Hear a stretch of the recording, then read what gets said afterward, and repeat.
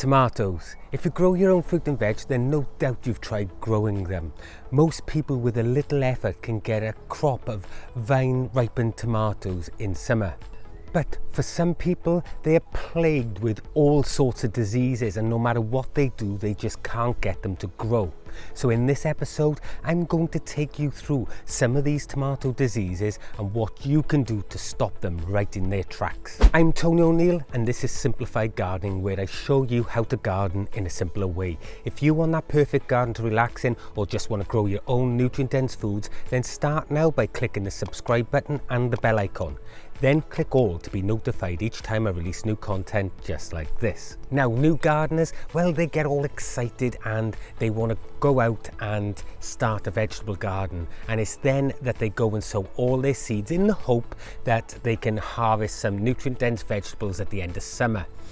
But what they don't realize is that nature, or Mother Nature I should say, doesn't read the same books that we do, and it's then that they're introduced to the wonderful world of tomato diseases. As a gardener, we don't have to let Mother Nature ruin things for us. So let's get into it and have a look at what can cause us issues and what we can do about it. Although there are lots of pests and diseases when growing tomatoes, in this episode we're only going to concentrate on the diseases because it's a huge topic. We will cover tomato pests in a later video. So let's get to it. So here are some of the diseases that can affect our tomatoes, and they start off with damping off, Searing Wilt, Bacterial Speck, and also Verticillium Wilt, Misiek Virus, Grey Leaf Spot, Alternaro, otherwise known as earlier Blight, and late Blight. Tomato leaf mold, powdery mildew, blossom end rot, bacterial wilt, and also corky root rot. So as you can see, there are a lot of diseases that can affect your tomatoes, and that's even before we talk about the pest species. But let's now go into these and take a look at exactly what each of them is, how to identify them, and what we can do about them so that we can take action to prevent these in the future months coming ahead. Now, I will say a lot of these can be controlled with good hygiene and husbandry in the garden. Damping off disease, well, that's typically caused by a multitude of viruses, and it usually affects young seedlings that are otherwise healthy, but it's usually caused at soil level when a plant was transplanted and it was scratched or something, and the cell membrane was damaged, and that's where disease gets in. Cold, wet soils, overwatering and overcrowding can all cause issues, so it's important to ensure that you're watering modestly with seedlings and that you have clean soils, nothing that's had any previous issues, and obviously that you put your spacings correct when sowing your seedlings. Now, for Searing Wilt, well, you may not even see signs of this until a plant is mature, and then all of a sudden one side of the plant's leaves will all turn yellow, and you'll start to see brown spots appearing on the stems and leaves. This can affect the plant and its yield, and could also kill the plant off. To prevent this, make sure that you practice crop rotation with your tomatoes, because that can starve the fungus of a host and then it will die in the soil. Make sure that you don't water the leaves when they're cold. Possibly use a resistant tomato, and I have a detailed blog on this on my website, so I'll put a link to that in the description below and in the end cards right at the very end of this video. Bacterial speck, well, that can reduce the size of your tomatoes and the plants themselves and your yield. Now, you can spot this by lots of little dark spots all over the leaves and the tomatoes, and the fruit will appear sunken. Fruit that's infected with this will be inedible, so you may as well dig up and destroy that plant. Do not compost this plant because you will introduce the bacteria into your compost. Now, there are varieties of tomatoes that are resistant to this, so it may be worth looking into them if you suffer from this. It's not as lethal as for Searing Wilt. Older leaves will turn yellow and have brown edges that are crispy. Now, the stems themselves will show signs of vascular damage. So like for Searing Wilt, then avoid watering the leaves and use a mulch which will help stop the moisture from splashing back up onto those leaves, and this will reduce the likelihood of you catching this disease. There are also varieties that are resistant, so that you can utilize those as well. Misiek virus is a loose term for a group of viruses, and these viruses affect tomato plants along with many other plants, and they typically turn the leaves a mottled yellow colour, and they become wilted and fern-like to look at. Now, this is typically caused by something coming into contact from another affected plant, and it's really good to be managing your husbandry at this point. Don't go brushing up against something else and then going and treating your tomatoes, or using secateurs on another plant and then going to your tomatoes. This is really important husbandry. Cleanliness is key here. And another point here is don't smoke around your tomatoes, because tobacco can actually send that virus. It can hold the virus and send that virus to your tomatoes. So tobacco is a big no-no around your tomatoes. And another tip for Misiek virus is that you should avoid the amount of people who are dealing with the tomatoes, no more than 2. Of course, if you've purchased your tomatoes at the shop, that will ask already 1 person, and yourself will be the second. But you don't want to be introducing other people to prune and look after your tomatoes for you, because that gives you more of a chance of introducing this disease. Grey leaf spot. This disease is usually found in southern areas, and it causes dark lesions on the leaves. Now, there's not really a lot you can do about this disease, unfortunately, but the best thing you can do is dig the plant up and destroy it. Don't compost it like some of the other diseases. Now, this does tend to affect most varieties of tomatoes that are commercially available, so try going for heirloom varieties. This could help to alleviate this problem for you. Alternario, otherwise known as early blight. This disease is typically contracted from the spores that are splashed up onto the lower leaves when you're watering, and it typically shows dark little spots all over the leaves, and they have a yellow halo around them. Now, this will kill the leaves and cause leaf drop, and eventually it can spread into the upper part of the plant and even the stems as well, and this can then create alternaria stem canker. Now, the plants themselves usually can hold off this bacteria until you get your crop, so it's not such a major issue. However, it does reduce the size and yield of your crops. As this pathogen is usually spread from spores splashing up onto the lower leaves from the soil when watering, then it's a good idea to mulch the surface, because that will stop this splashing process. It'll also keep the spores below the mulch layer. But you could also utilize something like drip irrigation in order to water, or the tomato halos, these sorts of products, because they're designed to get water below and not splash up onto the leaves. Now, another thing that you could do is remove the leaves right the way up to the first truss, and that will reduce the likelihood of water splashing onto them.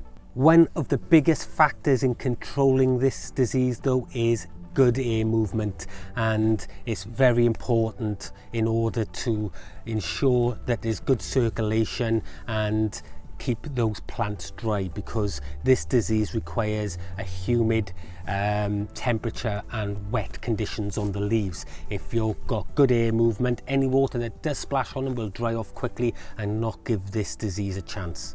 Late blight. Now, this is the disease that wipes out most gardeners, and you can tell late blight by the wet, greasy looking spots that appear all over the leaves and stem, and they rot everything from the inside out. And also underneath the leaves you will see a white mold substance forming, and the fruit can become infected too, and dark splodges of colour will appear all over the fruit, and they'll appear sunken. Leaf blight spreads quickly and can absolutely wipe out your whole greenhouse within a day, so it's really important that you take action immediately.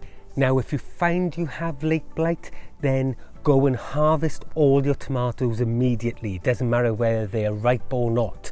Harvest everything. Throw away any tomatoes that are showing any signs of blight, because they will ruin your whole crop.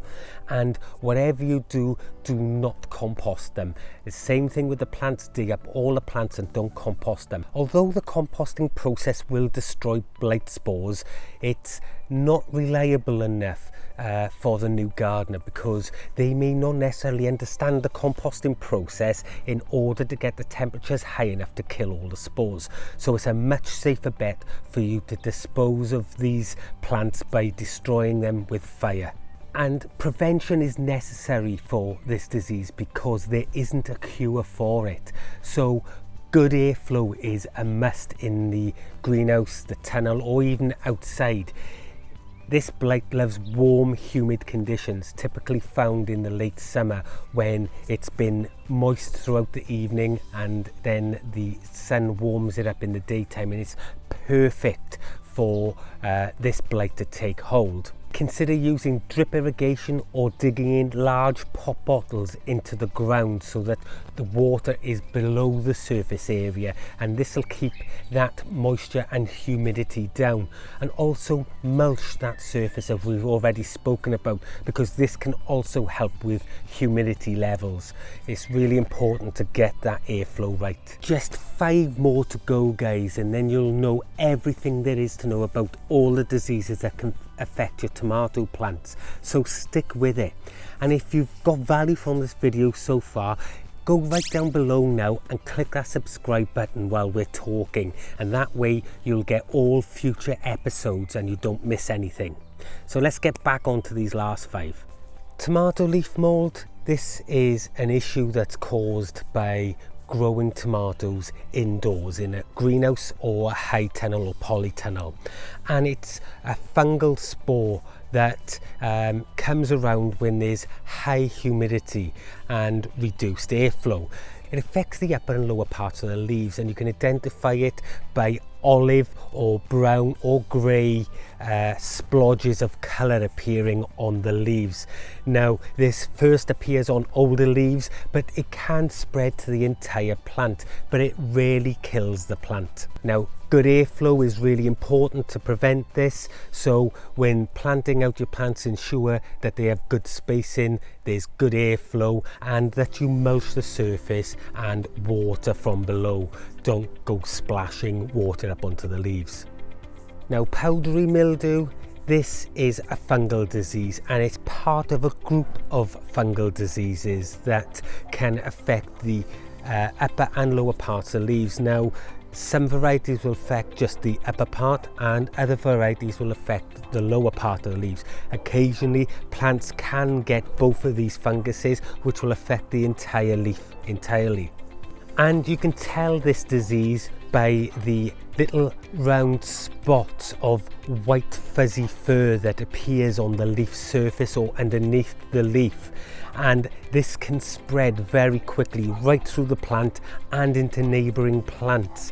So prevention is really important with this disease. Now, it will stop photosynthesis and it will eventually kill the plant. Now, to prevent it, you can use things like whole milk mixed with water. This acts something in the milk, I think it turns it alkaline, that the fungal infection doesn't like. But there are other shop-bought things that you can use, like neem oil and SB plant invigorator. Both of these are really good. And another prevention method at the first sign of seeing powdery mildew is to remove that infected leaf and to destroy it. Burn it, do not compost it. Blossom end rot is a disease that affects the tomato fruit itself, and you will notice brown little spots on the bottom of the tomato, and this will spread to the entire bottom half of the tomato. It fact, it destroys the fruit, so you can't eat them, they become inedible. But the plant itself is fine. What this is indicative of is that the plant can't take up enough calcium in order to support the fruit. So there are two reasons why a plant can't take up this calcium. The first reason would be that there is not enough calcium in the soil, but this is pretty unlikely. The second reason, which is more likely, would be that there is irregular watering. Now, what happens when you don't water on a regular pattern is that the little fine roots all along the tomato's root system that actually do the feeding, well, they wither and die, and then that can't absorb the calcium and support the fruit, so the fruit gets blossom end drop because there's a lack of potassium and calcium, mainly calcium. Once you're watering again properly, then the plant will grow that little fine root systems back and then will continue taking on calcium from the soil as normal. But in the meantime, you can give a foliar spray of calcium onto the leaves and it can absorb it through those leaves. But don't overdo this, because too much through the leaves can also affect the plant adversely as well. Bacterial wilt is usually found in the southern parts of the USA, and this is where the temperatures are really high and the plant wilts. Now, sometimes they will recover throughout the night when the temperatures are cooler, but as the bacteria spreads through the plant, wilting gets worse and worse and eventually kills the plant. Now, there are bacterial wilt varieties that can be purchased, and a simple internet search will help you to establish which varieties those are.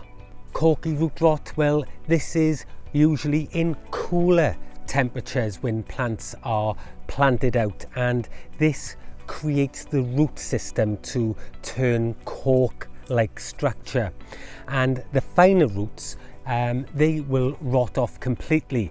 Now, because the root system is what is the engine of the plant, it takes up all the nutrients, then these plants will be much smaller and produce a much smaller yield. Now, the only way to be able to get around this is to buy plants that have been grafted onto a rootstock that is resistant to corky root rot. So, as you can see, there are a lot of diseases that can affect your tomato plants at home, and knowing how to establish what disease it is, what you can do about it, and taking action is something that you need to understand in order to protect your plants. Good husbandry and some feed and products that you can purchase will help you in controlling these diseases. So it's really important that you understand what you're doing and take action. It's of paramount importance. It's my goal that with this video, it's going to enable you to take action and save your plants if any of these diseases do take hold.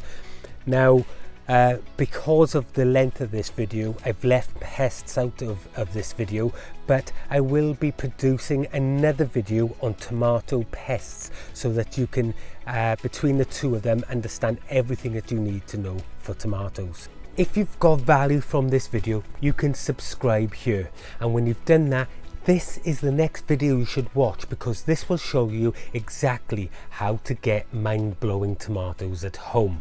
I'm Tony O'Neill, and this is Simplified Gardening, where I show you how to garden in a simpler way. Remember folks, you reap what you sow, and I'll see you in the next one. Bye bye.